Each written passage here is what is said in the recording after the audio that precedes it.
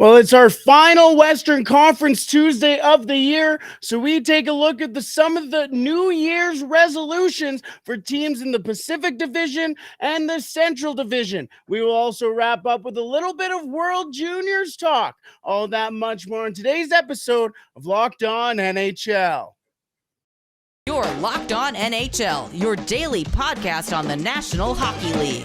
Part of the Locked On Podcast Network, your team every day.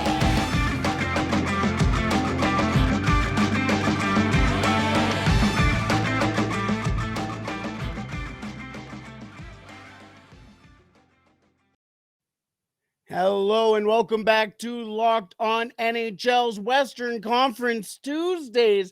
I am one of your co-hosts here, Brett Holden from Locked On Oilers, and joining me, of course, Dane Lewis from Locked On Stars. Dane, we haven't talked since the last time our two teams played. How are we doing here? Not too bad. Feels great to be back from the Christmas break. I mean, this is kind of the point of the NHL season where we're starting to, things are starting to get real. I mean, the contenders are continuing to stack up wins, and we're starting to really get an idea of who's the lottery and looking to franchise altering player in the draft in the summer. So, besides our two teams playing and the Stars taking a loss to the Oilers, I'm doing pretty well, all things considered. Hey, the Oilers needed that one, that's for sure. But yes, we are through the Christmas holidays. We are now heading into it's our final Western Conference Tuesday of 2022. So we figured we'd take a step back, take a look at all the teams in the Western Conference, and predict or say what their New Year's resolution shall be. We will start off with the Central, and we're going to trade each team. You'll give one for one team, I'll give one for the other. We'll just kind of trade off here. So, Dane, we're going to start off. Let's go easy. Let's start off with the team who has one of the most electric scorers in the entire NHL in Jason Robertson, the team that you cover. What would be the Dallas Stars New Year's resolution heading into 2023?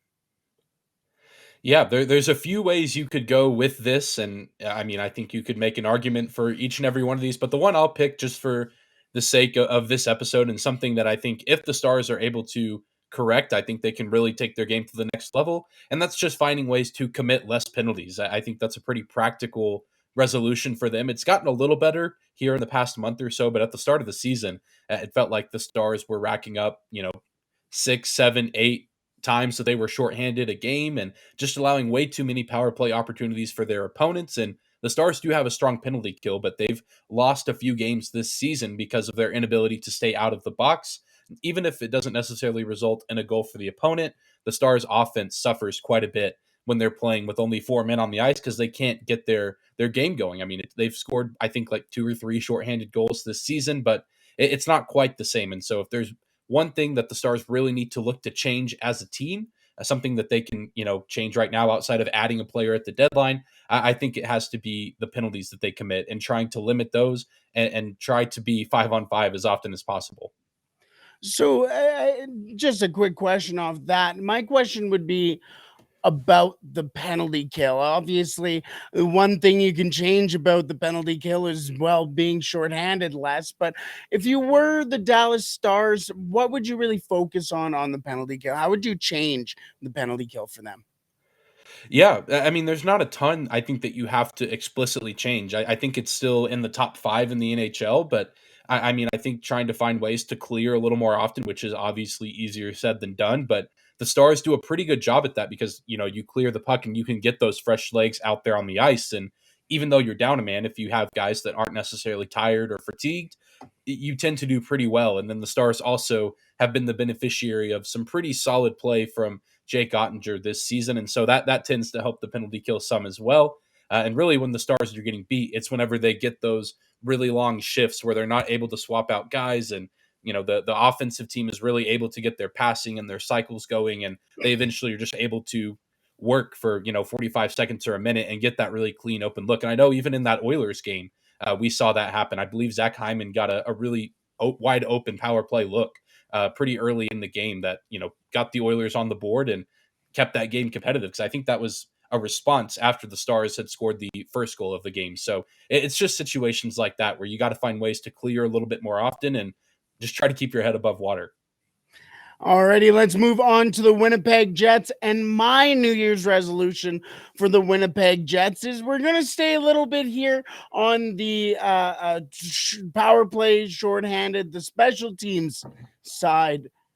And that is score more power play goals. Their team who is battling for the top spot in the Central in a position that not a lot of people had them in at the start of the year.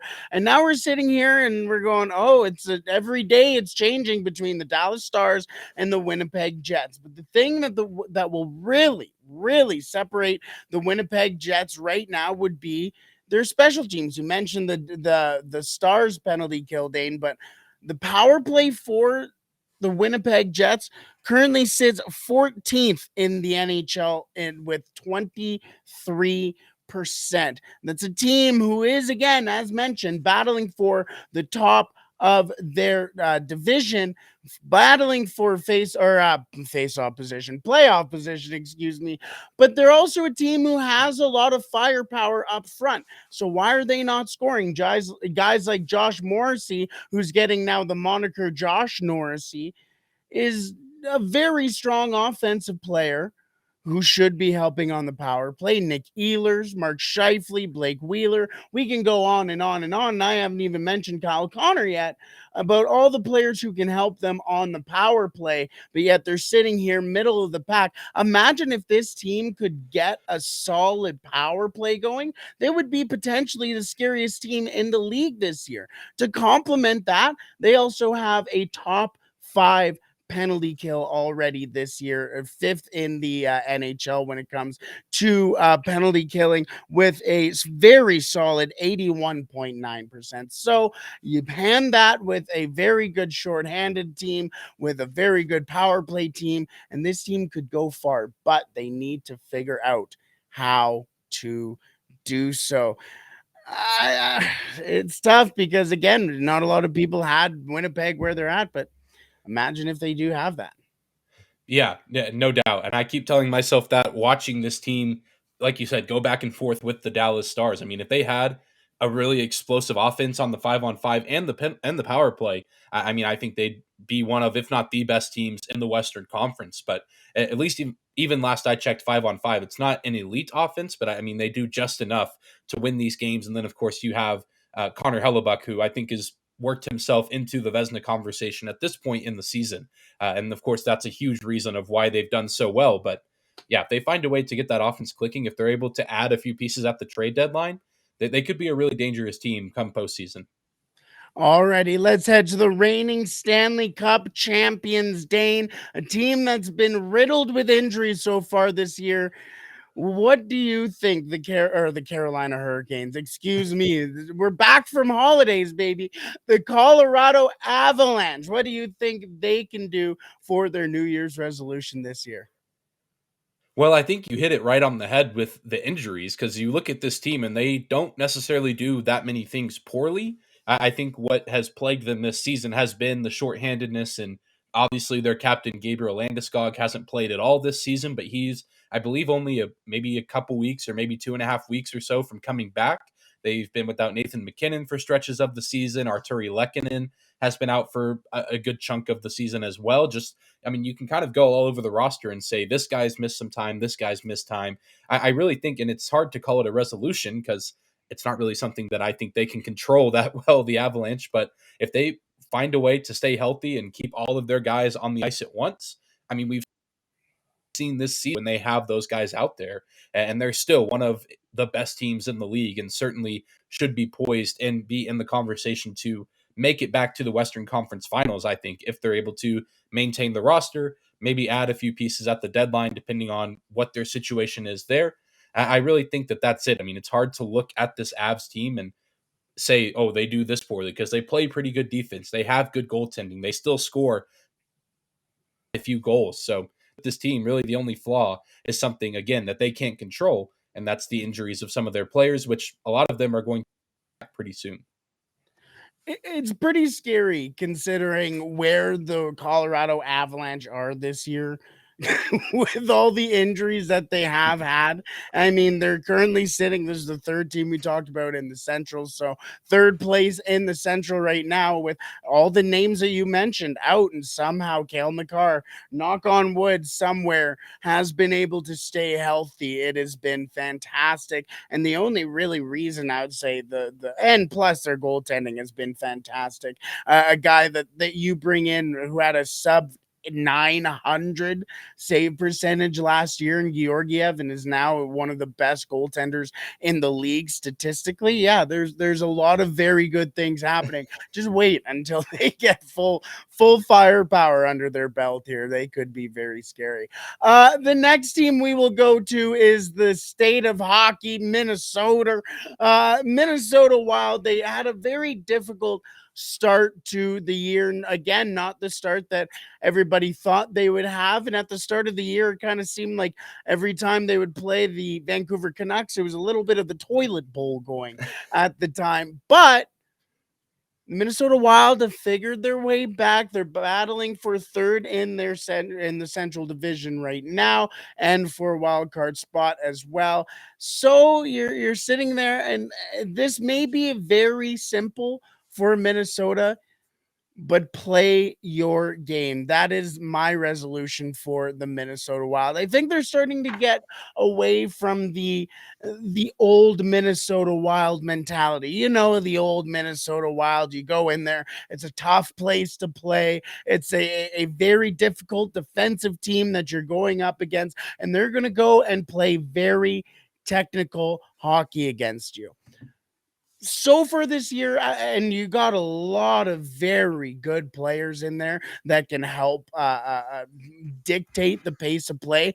I'm not even going to mention Kirill Kaprizov, but guys like Joel Eriksson Ek, I just Matthew Boldy as well. Matt Zuccarello has been an absolute fine wine over the last couple of years for Minnesota. If they can get their mentality, their team philosophy back underneath them, I think this is going to be again a very scary team, especially in the playoffs. If the playoff hockey suits the Minnesota Wild because they're able to play a tight game for 60 minutes when they're on, and that is what the Minnesota Wild need to do for the rest of the year.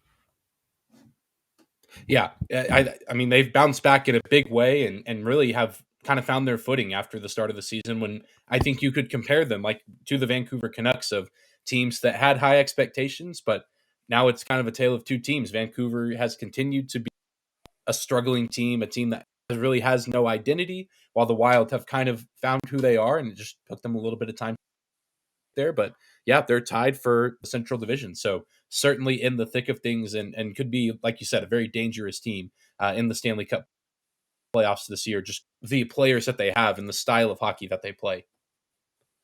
Halfway through the Central here, let's pound these ones through here. The St. Louis Blues having a very interesting season here. What do you think the St. Louis Blues need to do starting off next year?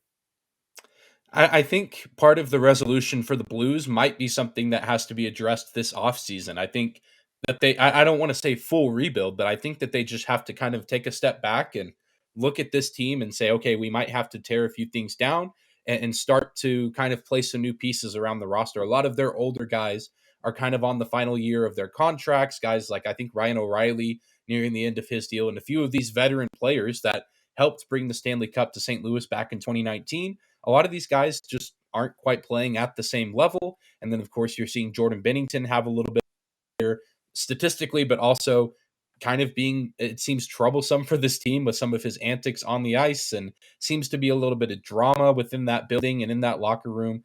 Maybe not as bad as some other teams around the league have it, but there just kind of seems to be this weird state of turmoil surrounding this organization right now.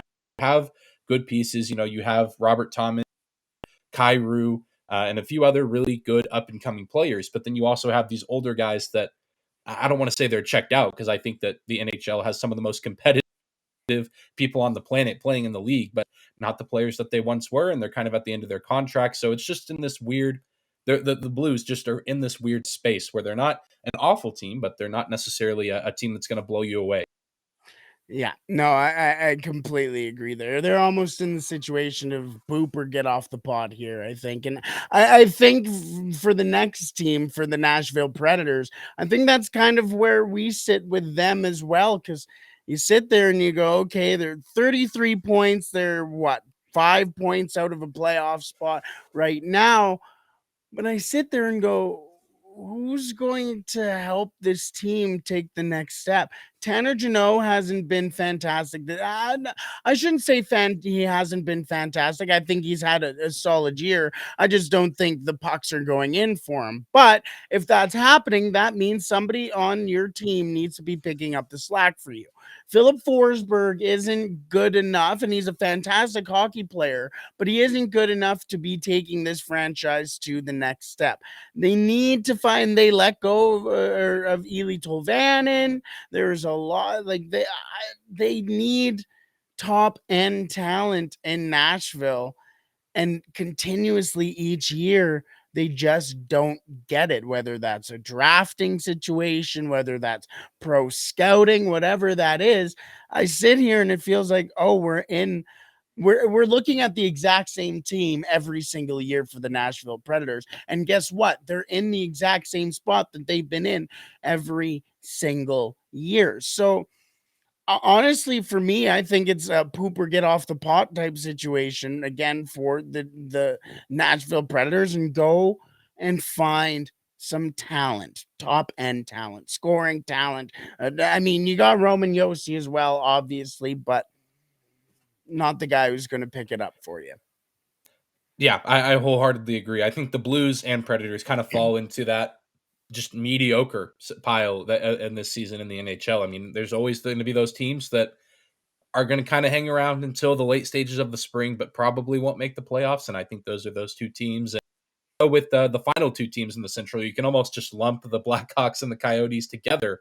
And what their resolution is, just you're going to lose a lot of games, but the reward at the end could be a franchise-altering player, whether it's Connor Bedard or I know, I mean, even the first top five picks or projected top five picks are players that are, I mean, cornerstone pieces. So I think the resolution is probably more for the fan base and probably some of the players as well that don't necessarily love the idea that they're on a bad team, but the light could slowly but surely be coming up at the end of the tunnel for both those organizations. Absolutely. No, for sure. And I agree. Let's throw them both together, and let's just call a spade a spade. Commit to the buy or the rebuild here. Start selling off your pieces, especially for Chicago. Let Kaner off, let Taves off, let Max Domi off, please. I mean, he's having a great year. Let him go play for a good team here. There's a lot of players on that team where he's sitting there on both teams going, just let them go. Sell the pieces, let them go. Get all the capital you can get, and try your best at getting Connor Bedard. Either way, we'll talk about Connor Bedard later on today, but we will wrap up the Central Division and move on to the Pacific Division. What are the New Year's resolutions for the Pacific Division? In just a second. But first, today's episode is brought to you by Bet Online. BetOnline.net is your number one source for sports betting info, stats, news, and analysis. Get the latest odds and trends for every professional and amateur league out there. I'm talking pro football, college bowl season, basketball, and even though the World Cup has wrapped up, the Premier League has started going. I mean, Chelsea's up 2-0 as we speak right now. There's a lot of great football, hockey, all the sports, and you can find all of that at Bet Online. Plus, if you love sports podcasts, which if you're listening to this podcast, you probably do, they've got those at Bet Online as well. Head to the website today or use your mobile device to learn more. Bet Online, where the game starts. Alrighty, Dane, on to the Pacific Division. This one's been an odd division for a lot of different reasons. Not at all been the way that we expected it to go, I don't think. But let's start off with one of the more interesting teams, a more shocking team so far this year, and that is the Vegas Golden Knights, currently top of the Pacific Division. Dane, what would you make their New Year's resolution this year? Yeah, they're certainly one of the more surprising teams. I, for one, did not have them being at this position at this point in the season at the top of the division, but here we are, and they're finding kind of new life with the new head coach and a new goaltender and Logan Thompson, who's having a fantastic season. And they're starting to backslide a little bit. We expect with these teams that have starts hasn't really happened out east with the Boston Bruins, but maybe that's coming a little bit later. But for these Golden Knights, I think that they go out and add one key piece. And I don't really know who that is or what that would look like. That's a completely different conversation for another day. But I think they have a lot of strong pieces. But I think the addition of maybe another top six forward or a top end defenseman, I think that really pushes this to the next level and have a little bit more depth as well. Because I know this team of seasons have kind of been plagued with a few injury troubles. And so if you can add some depth at the trade deadline that isn't just, filler pieces, but guys that can actually come in and contribute, I think that this Golden Knights team could make a pretty deep run and surprise a few people in the playoffs. And it's funny you mentioned that because the next team, the Los Angeles Kings, that's my exact same thing for the Kings as well. Imagine this team with a Patrick Kane. Think of what they did against Edmonton Oilers last year in the playoffs as a team of basically not nobodies, but when it comes to the playoffs, nobodies. These guys, other than Anjay Kopitar and Jonathan Quick, haven't done it before. And then they go out there, put 7 up against the Edmonton Oilers, and you go, okay, well, now this year they're coming in with a little bit of more experience. You got guys, hey, Brant Clark, a young guy coming into a winning culture. Sean Dursey, the same type of thing, into a winning culture. Arthur Kaliev is figuring it out. Gabriel Velarde is starting to figure it out as well. You got guys like Quentin Byfield as well, currently down in Ontario too. You got the pieces, but imagine if you had one more piece of a guy who's been there before. Yes, you have a Drew Doughty now that they didn't have in the playoffs, but they do now. They do now. And could you imagine again, Kopitar, Kane, enter whoever you want as well on that team? Like that's a very scary team, already currently only sitting what 5 spots out of or 5 points, excuse me, out of top spot in the Pacific Division. The LA Kings, if they added one more piece just like the Vegas Golden Knights, they could really be the upper echelon of the Pacific Division, truly. The Seattle Kraken. How about the new team here, Dane? I'm giving you a bit of a difficult task here. What do you think the Seattle Kraken need to do this year? There's certainly a lot of routes you can take here, like kind of like some others about, and I think you could make an argument for add a veteran player, get a little bit deeper. I mean, they still find themselves in a top 3 spot, but I'll actually go a route that I think you could have gone with the LA Kings as well. But you got to find a way to get some more solid goaltending. The goaltending just has not been very good at all for the Kraken this season. At least here on the ESPN app, just pulled it up. All the goalies except one have a save percentage below 900. And so just not very efficient goaltending mixed with some kind of, flashy at times offense, but sometimes it's absent. I mean, guys like Andre Burakovsky, Jordan Eberle, Jared McCann, Matty Beniers is having a nice season as a rookie. I mean, they have fine pieces, and I think if they find a way to make the playoffs this year, I think you consider that a success. I just don't know if what they've done early on is, and a big part of that is because of seemingly the lack of goaltending. Grubauer, Jones just has not necessarily been the most effective tandem this season. I completely agree. No, and that was the issue for them coming in to this season as well. Chris Dredger tearing his ACL at the World Championships at the end of the year. You're sitting there going, really? Like this is how you're going to not only end this year but next year as well. And yeah, no. Imagine if they were able to swing a goal. Imagine if they were able to get a Georgiev type player who's coming in, not even a Husso. Husso was having a little bit of a meh season with St. Louis, and now you take a look at him in Detroit, having a great year in Detroit right now. Imagine if they could get somebody under the radar, having a very quiet season, have a Vesna trophy type season for them, or at least back half type season. That'd be fantastic. I am going to bend the rules a little bit here, as I'm sure you know who the next team is, but I'll leave that to you. I'm going to make the next team the Edmonton Oilers, as the Edmonton Oilers are currently now sitting outside of a playoff position, was occupying one of the last wild card spots, now sitting a point behind. They have the Battle of Alberta tonight in I believe it's in Edmonton. Shows exactly where this game is really at in the head, but the Edmonton Oilers are not at all in a spot that everybody expected them to be. Same with the Calgary Flames, who is the next team. But the Edmonton Oilers have had their issues. They've had some injury problems. Their goaltending hasn't been exactly where they need it to be. For me, what I am going to make the Edmonton Oilers' New Year's resolution is find more depth scoring. When the Edmonton Oilers are able to get depth scoring, they win games. I go back into, I have a little theory running on Locked On Oilers right now. Every time the Edmonton Oilers are able to get 2 goals from anybody not named Connor McDavid or Leon Draisaitl, the Edmonton Oilers will win a game. If the Oilers also get a goal from Leon Draisaitl or Connor McDavid, they'll especially go on to win the game. But they need at least 2 goals from somebody not named or numbered 29 or 97.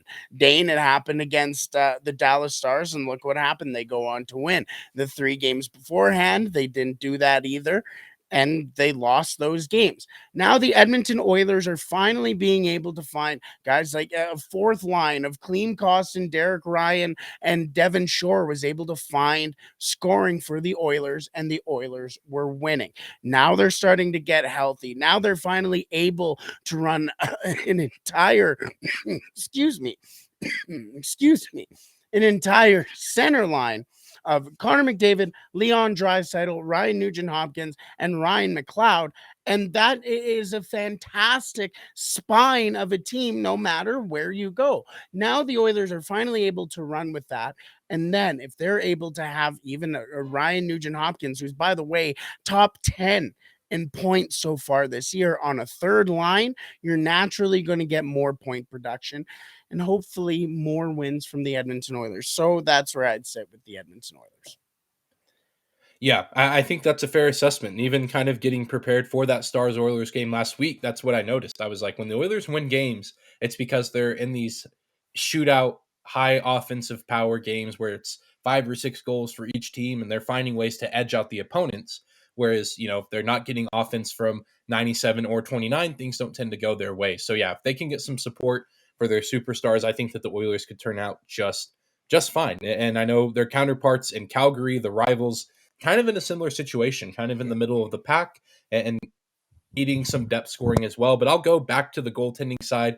I think for the Flames resolution, they got to find a way to get Jacob Markstrom back on track, because I don't think that his numbers or his stats really tell the whole story of the kind of player that he is. And of course, I haven't watched every single Flames game this season, but the bits and pieces I have seen, some of the flashes are still there. And as a guy who did watch the entire first round series between the Flames and Stars last season in the playoffs, I mean, that Markstrom versus Ottinger was maybe the best goaltender matchup of the entire tournament. And so I know firsthand how good he can be. And I think that if he's able to get back to being the Jacob Markstrom that everyone knows that he can be, I think the Flames their game a little bit. And I think they start to climb up the standings a little bit more as guys like Huberdeau start to get a little bit more comfortable in Calgary alongside guys like Lindholm and Tyler Toffoli. I mean, the pieces are there. This is not a bad team at all, just a team that I think is finding its identity a little bit with a few new players. And I don't know. It's weird because Jake Ottinger, after that series against the Flames, has elevated his game and still played well. And Markstrom, really, after that series, I mean, I know he had a little bit of a rough time against Edmonton, but I don't know. He just hasn't seemed like the same player this season. And if they can find a way to get him back on track, I think that's a first big step that they could take to going back in the right direction. I was going to say, you don't think Mike Smith versus Jacob Markstrom was the goaltending matchup of the playoffs? What are you It talking can be about? honorable mention. Yeah, that's for sure. Honorable mention for sure. Maybe a goaltending matchup for the players, that's for sure. Three more teams to wrap up the Western Conference and the Pacific Division with. And I got lucky. I didn't mean to do this at all, but the Vancouver Canucks. I got the Vancouver Canucks here, and may potentially the story of this season as well in Vancouver is a team that coming into this season. They were looking at potentially being third in the division, if not making a wild card spot. A team that looked very good at the start of the year. Now we're heading into December. Well, it's December 27th right now, but heading into the new year. And we're talking about selling the team, rebuilds. We're talking about whole 9 yards. I mean, it has been bad for the Vancouver Canucks in a position that nobody thought they would be in, but they're here. For me, the New Year's resolution for the Vancouver Canucks is just rebuild. Don't stop being scared. You can't always be good and then also kind of rebuild at the time. Bo Horvat, you got to get him out of town. I mean, heck, we spoke about it last week. What's the availability on a guy like Elias Pettersson? Then later that day, of course, they come out and they say, "Oh no, Elias Pettersson's the only guy we're not going to trade." Well, then you come out of that news and you sit there and go, "Oh, okay. How about that Quinn Hughes kid? How about Thatcher Demko?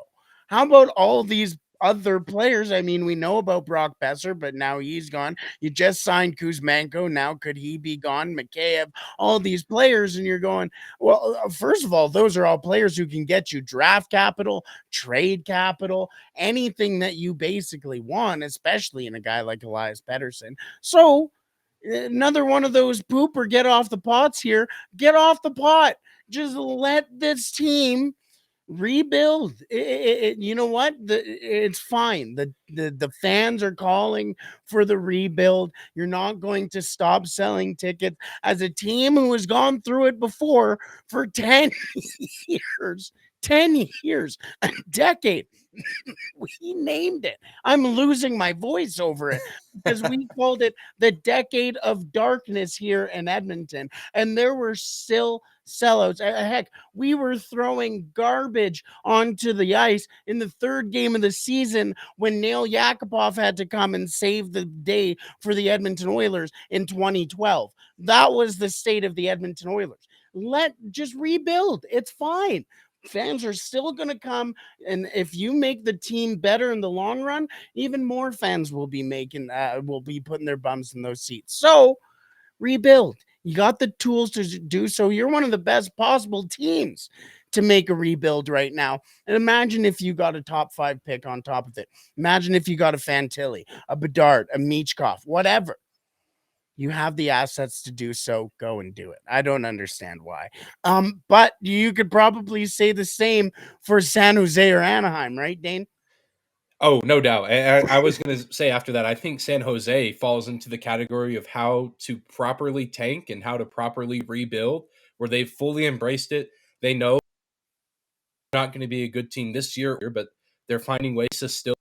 I think that if the season ended right now, I think the Norris Trophy goes to Erik Karlsson, who has 46 points and 13 goals through the first few months of this season. And I think if you want to put a resolution on the Sharks, it's one, you need to properly rebuild, but you could also throw in try and get a really good return for Erik Karlsson because he is an older defenseman and sure he's fun to watch. I'm sure Sharks fans have had a great time watching him this season, but at the end of the day, if you could get a buttload of picks and maybe a few good prospects as well, I think long term you're much more happy with that than saying, oh well, we had the Norris Trophy winner in 2023 when we also were out of the playoff picture by the second week of the season. You know what I mean? I think that there's a little bit of give and take there of yes, you lose a player who's probably selling tickets right now, but in return, you're getting potentially other players that could sell tickets for 8 or 10 years.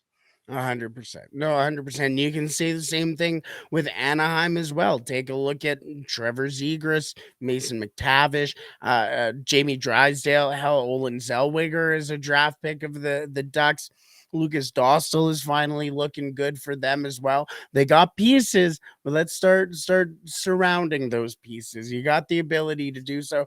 I wouldn't even hate the fact. Well, I wouldn't mind seeing Bedard, Zegras, and McTavish. I wouldn't argue with that at all. But you're also sitting there with the pool of the Anaheim Ducks going, maybe we get a massive player with the tools that we already have in a trade to then also bolster. I think Anaheim's in a better position than San Jose, but either way, not great positions to be in, regardless. But No that doubt. is the Western Conference New Year's resolutions. And New Year's wouldn't be a thing, or really, it feels like, without the World Juniors happening. And neither would the Christmas season or the holiday season. And the World Juniors have kicked off. And we are going to go through some of the Western Conference prospects that are currently in the tournament, some players to watch, a couple of interesting results already as well. Just a little peek into what's happening in Halifax and Moncton in just a second. But first, I want to thank you for making Locked On NHL your first listen every day. Now, for your second listen, make sure you tune in to Locked On Sports Today, the biggest stories around the sports world in 20 minutes or less, plus instant reactions, game recaps, and Locked On's take of the day. Locked On Sports Today, available on YouTube and wherever you find your podcasts.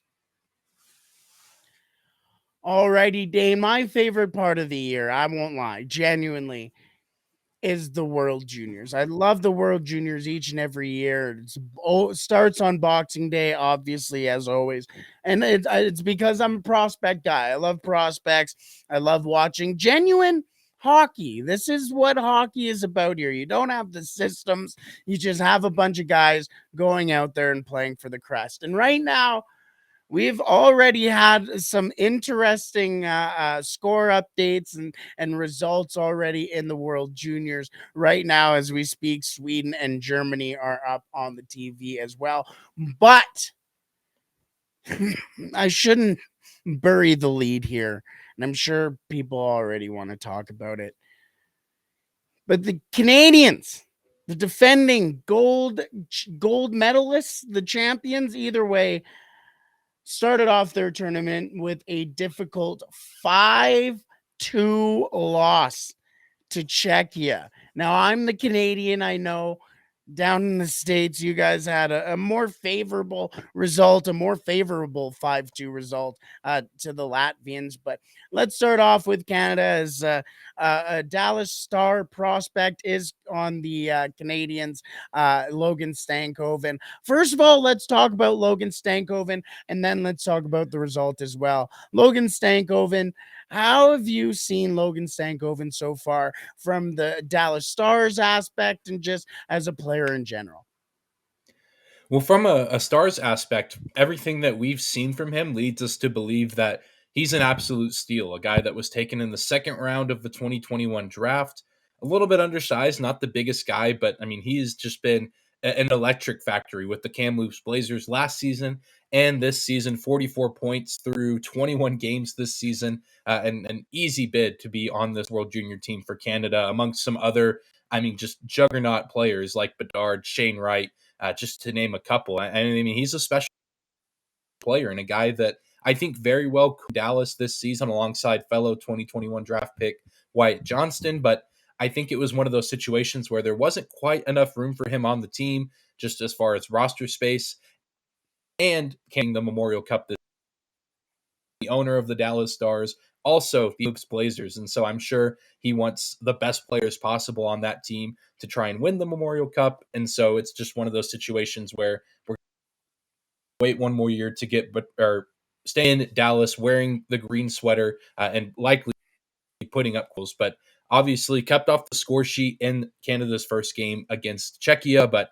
I don't think that that will be the case much more often in this tournament. I expect him to score goals, make assists, and play at a high level and continue to prove people wrong about why people did round, and he wasn't a very high pick in the second round. So I think he plays with a little bit of a chip on his shoulder, and he's going to look to continue to do that throughout this tournament and throughout the rest of this season with Kamloops. One of my favorite prospects heading into his draft year as well. And you mentioned how many points he is on pace for right now. 126 points. That is disgusting. But yes, Logan Stankoven and the Canadians unable to beat Czechia. And Czechia put a tough battle on the Canadians as well. They never let the Canadians come even anywhere close. They shut them down defensively and especially on the penalty kill. And guys like Connor Bedard, who I'm genuinely serious, and I know we will see him in the Western Conference, if not the Pacific Division. I'm pretty sure Bedard did score the second goal. Yes, he did score the second goal. But other than that, was really unable to produce anything. And the same for many of these Canadians. Benjamin Goudreau, San Jose Sharks draft pick, had a very, very difficult start to his campaign. And a lot of people are asking questions up north. Why is a guy who has a sub 900 save percentage, a above I think he has a 4.33 goals against average in the OHL. Why is he starting? So a lot of questions being asked up here in Canada about the World Junior team. For me personally, I think they're going to be fine. Thomas Milic, a Seattle Thunderbird in the WHL, he is fantastic. But speaking of Seattle Thunderbirds and teams that are very, very close connected, a lot of Seattle Thunderbirds on this Canadian national team. We're talking Nolan Allen, who is a Chicago Blackhawks pick, Reed Schaefer, who is a Edmonton Oilers draft pick, also a Chicago Blackhawks draft pick is Kevin Korchinski, who had 61 assists last year in the WHL, and someone who owns the rights to Shane Wright, the Seattle Thunderbirds as well. He is also in on that team as well. Also had a very solid season too. Guys to also watch out for: Dylan Gunther, who has played in the NHL this year with the Arizona Coyotes as well, and Brant Clark as well with the LA Kings. So a lot of Canadians to watch out for there. Now, I wanted to mention another Dallas Star prospect. I love this guy, a great pick by the Stars last year, and is playing for the Swiss national team, Lian Bichsel. How much do you know about Bichsel here, and just how much of a beast is this kid? There's still a lot that I know I'm learning, and a lot of Stars fans in general are learning about Bichsel because he hasn't really played a ton of hockey since getting drafted this summer. But based on what we've been told about this, there's a lot of reasons to be excited. I mean, he's a big guy, 6'5", over 200 pounds. He can actually skate pretty well from what I've seen, even in the highlights of the Switzerland's game against Finland. I mean, he moves with some good speed despite being one of the bigger guys on the ice. And I think his offensive game still needs a lot of work, but I think it's come a long way even over the past year or so. The way he handles the puck, he gets an assist on the game-winning goal in overtime for Switzerland, and a big part of that was to navigate the neutral zone. Of course, that was also 3-on-3 overtime, so not quite the same as the 5-on-5 game, but I think this is a tournament that will really only make him better as a player. Like you said, I mean, this is hockey in some of its purest form of you get some of the best young talent in the world and you just throw them out there on the ice and say, all right, who's the better team and who's the better player? And so he's going up against some stiff competition and some guys that he could be playing against in the NHL for the next several years. And so just the small sample size we've seen. I mean, like you hit it, you said it perfectly. I mean, this guy is just a beast. He can play aggressively. He's physical. He's big. He's got some underrated speed, although certainly not the best skater, but a lot of upside, and a guy that I think the Stars obviously have some confidence in, taking him 18th overall back in this draft over the summer. So the Stars needing to add some youth to their defensive core, and I think in 2 or 3 seasons we could be looking at Lian Bichsel as a top 4 defenseman in side, guys like Miro Heiskanen, Niels Lundqvist, and even Thomas Harley as well, who's currently with the Texas Stars in the AHL. Yeah, very solid decor you have over there in Dallas. A couple more things I want to mention here when it comes to the World Juniors. You mentioned the score as well. Yes, Czechia had the upset, but I think the real upset was Switzerland over Finland. As mentioned, a 3-2 victory for Switzerland in overtime. Michelle getting the assist on the game winner there. Now, also, let's go through a couple of the other outcomes so far this tournament. 11-0 win for Sweden over Austria. Austria looked like they had a little bit of a chance, 2-0 heading into the second period, but 6 goals in the second period really started to unfold in that game there. Sweden currently playing as this one records 0-0 with Germany right now. USA beating Latvia 5-2. They were going into that third period tied at 2, but the States were able to run away with it in the third with 3 goals of their own. 5-2 victory for the States.